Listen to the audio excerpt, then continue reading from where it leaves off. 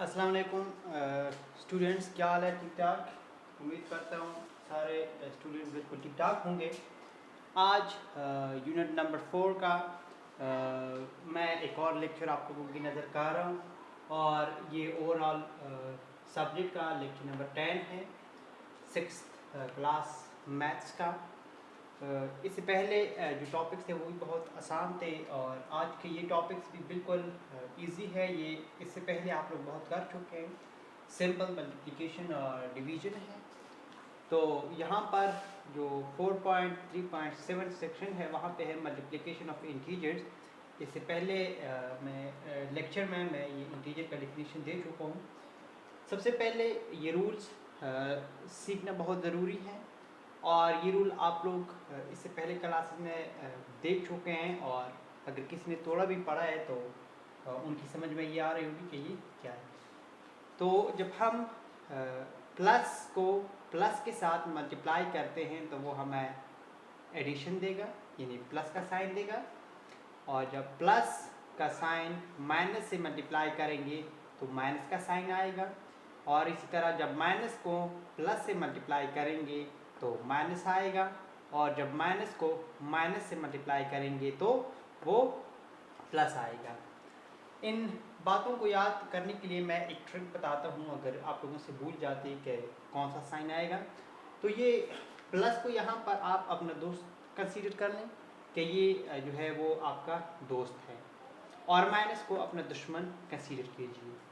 अब ये तुम्हारा दोस्त है और ये तुम्हारे दोस्त का दोस्त है, तो फिर ये तुम्हारा क्या हुआ? ये भी दोस्त हो गया। तुम्हारे दोस्त का दोस्त भी तुम्हारा दोस्त हो गया। अब तुम्हारा यहाँ पे ये तुम्हारा दोस्त है और ये तुम्हारे दोस्त का दुश्मन है। तो अब ये तुम्हारा क्या लगता है, यानी क्या हुआ? दुश्मन हो गया। यानी तुम्हारे दोस्त का दुश्मन तुम्हारा भी दुश्मन हो गया।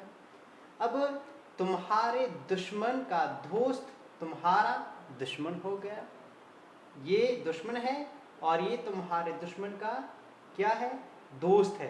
तो तुम्हारे दुश्मन का दोस्त तुम्हारा क्या होता है? दुश्मन ही होता है। अब अगर तुम्हारा कोई दुश्मन है और अब तुम्हारे दुश्मन का कोई एक और दुश्मन है तो वो जो दुश्मन है वो तुम्हारा क्या हो गया?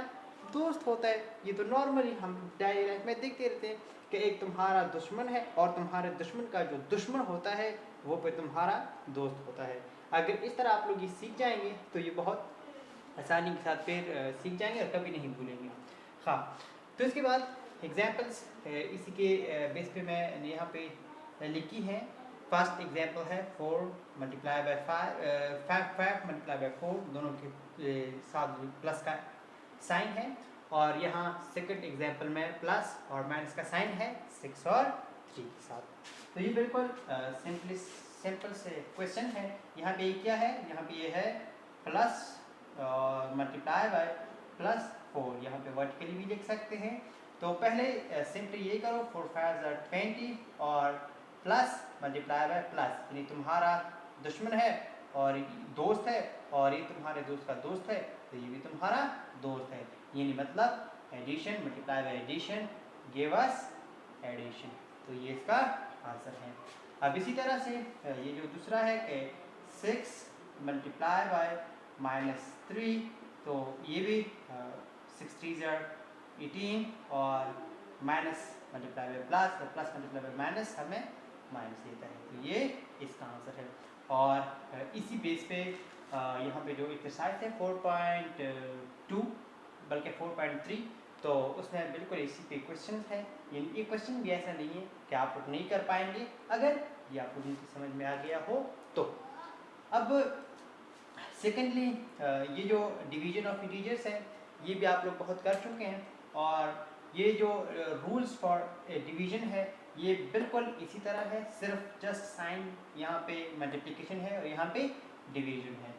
यानी अगर यहाँ पे डिवीजन डिवाइडेड बाय डिवीजन हो तो division plus divided by, sorry यहाँ पे मैंने क्या बताया, यहाँ पे plus division by plus gave us plus, plus division by minus gave us minus, minus divided by plus equal to minus, minus divided by minus equal to plus. तो यहाँ पे ये रूल्स अगर आप लोगों ने सीखा है तो ये रूल भी इसी तरह ही है। अब इसमें भी कुछ एग्जाम्पल है। तो पहला एग्जाम्पल है 16 डिवाइडेड बाय 4। तो मैं इसको कर लेता हूँ। क्या है 16 डिवाइडेड बाय 4, इस तरह इसको लिखिए। तो अब 4 ज़ा 16 और यहाँ पे रिमाइंडर 0 आ गया। तो यहाँ पे इसका जो आंसर है, अब इसका आंसर क्या आ जाता है 4, और वो +4 के -4 +4, क्योंकि प्लस इसके साथ भी है और प्लस का साइन यहाँ पे भी है।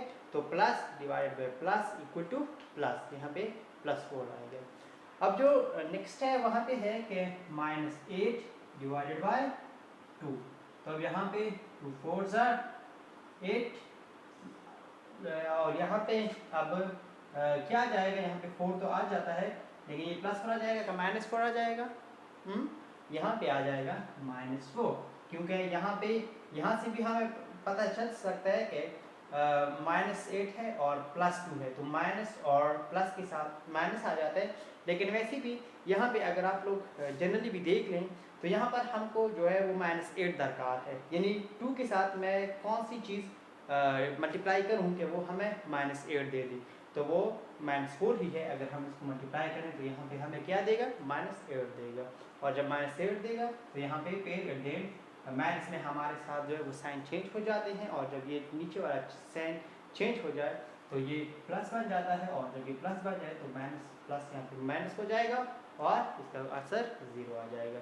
तो इसका जो आंसर है वो क्या आ गया, -4। या ऐसा, या बस जस्ट आप लोग पहले इस साइन को कंसीडर ही नहीं करना है, बल्कि डायरेक्ट कर लेना है इस तरह। तो इससे यहाँ पे 0 आ गया, और अगर साइन का मतलब है साइन कौन सा लगाना है, तो साइन यहाँ से देख लगाएंगे नहीं, माइनस है यहाँ पे प्लस है, तो प्लस और माइनस से कहाँ क्या आ जाता है, माइनस।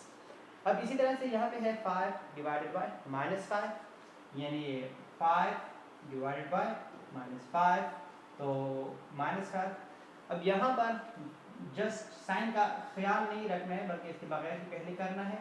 0 आ गया रिमाइंड, तो अब यहाँ पे यानी ये इक्वल टू 1 है, -1 के +1, तो यहाँ पे एक के साथ प्लस है एक के साथ माइनस है, और प्लस माइनस इक्वल टू -1 आ जाएगा यहाँ से। तो बस यही था ये क्वेश्चन, और इसी के साथ हमारा ये चैप्टर नंबर 4 ख़त्म हो गया। और इसके बाद फिर इंशाल्लाह नेक्स्ट वीडियो में मैं यूनिट नंबर 5 के साथ आ जाऊँगा। यूनिट नंबर 5 भी बिल्कुल इजी है। अगर आप लोगों ने पिछला मैथ्स यानी 4 और 5 का मैथ्स सीख चुके हैं आप लोग, तो फिर ये बहुत इजी है। यहाँ तक जितने भी मैथ्स था वो पिछले मैथ्स ही हैं, और यूनिट नंबर 5 भी वैसा ही है। तकरीबन मैथ्स सारा का सारा ऐसा ही है। मैथ्स जो है ना वो स्टेप बाय स्टेप चलता है, यानी अगर एक क्लास में आपने मैथ्स सीख लिया तो आपने नेक्स्ट क्लास का भी आधा मैथ्स सीख लिया, लेकिन अगर उसका नहीं सीखा तो फिर आगे में जाके सीखना थोड़ा मुश्किल हो जाता है। तो इस वजह से मैं बार बार ये कहता जाता हूँ कि मैथ्स की बहुत ज़्यादा प्रैक्टिस करनी है। अगर प्रैक्टिस नहीं करेंगे तो आगे क्लास में जब जाएंगे तो वहाँ पर फिर चलना आप लोगों के लिए बहुत मुश्किल हो जाएगी। तो इस वजह से अपने फ्यूचर को मद्देनज़र रखते हुए अगर आप लोगों का कोई इरादा है ज़िंदगी में, कुछ गोल सेट की है कि हमने आगे जाके कुछ करना है, कुछ ऐसे करना है कि बस हम कामयाब हो जाएं, हमारा घर कामयाब हो जाएं, तो इसके लिए सबसे अवलीन चीज़ है वो मेहनत है। अगर आप लोग मेहनत करेंगे तो इंशाल्लाह कामयाब हो जाएंगे, और अगर मेहनत नहीं करेंगे तो फिर कामयाबी इम्पॉसिबल है, नामुमकिन है। फिर जिस तरह एक आम बंदा होता है, अगर गांव में रहने वाले हैं तो वो आमतौर पर बकरियां, भेड़ और ये गाय वगैरह चराते रहते हैं, तो फिर वही काम आप भी करेंगे। या अगर शहर में रहते हैं तो शहर में तो ये चीज़ें ज़्यादा नहीं होती है, वहाँ पे फिर दिहाड़ी का काम होता है, 500-600 रुपये दिहाड़ी। और आजकल की गर्मी देखो, इस गर्मी में पसीने में शरबूर और बहुत तकलीफ़ की ज़िंदगी होती है, बहुत मुश्किल ज़िंदगी होती है। या वहाँ पे जाएंगे यानी दिहाड़ी का काम करेंगे। अगर दिहाड़ी का काम नहीं करेंगे, अगर बहुत ज़िंदगी में बहुत अच्छे जाओगे यानी मतलब तालीम के बगैर, तो आप फिर क्या करोगे, किसी आर्मी, एफसी और या इस तरह की कोई सिपाही वगैरह वहाँ पे भर्ती हो जाओगे, तो वहाँ पे भी ज़िंदगी कोई आसान नहीं होती है, वहाँ पे बहुत एक डिफ़िकल्ट ज़िंदगी है। मैं आप लोगों को ये नहीं कह रहा हूँ कि वहाँ पे नहीं जाए, ज़रूर जाएं, लेकिन अगर इन फील्ड्स में आ जाए तो ये बहुत ज़बरदस्त फील्ड है। यहाँ पे ये जो ज़िंदगी है ये बहुत आसान बन जाती है और बहुत एक खूबसूरत बन जाती है। और वो ज़िंदगी भी इतनी बुरी नहीं है, लेकिन एज़ कम्पेयर टू इन लोगों के, यानी जो तालीम के मैदान में कुछ कर जाते हैं, कामयाब हो जाते हैं, तो उनकी ज़िंदगी बहुत आराम से भरी हुई होती है और बहुत इंजॉय करते हैं। उनकी फैमिली सारी सही होती है, अपने बच्चों पर फिर बहुत आसानी के साथ एजुकेशन हासिल कर लेते हैं, उनको मुख्तलिफ़ किस्म की उनकी सारी ख्वाहिशात पूरी की जाती हैं। तो अगर आप लोगों का भी कोई ऐसा इरादा है कि मैं फ्यूचर में कोई अच्छा यानी कामयाब बंदा बन जाऊँ, तो उसके लिए मेहनत बहुत ज़रूरी है। और जिस चीज़ में भी जाएँ मेहनत करें, अगर मेहनत नहीं करेंगे तो कामयाबी तकरीबन नामुमकिन है। तो इंशाअल्लाह ताला आप लोग मेहनत करेंगे, मुझे उम्मीद यही है। और इसी के साथ मुझे इजाज़त दीजिए। अल्लाह।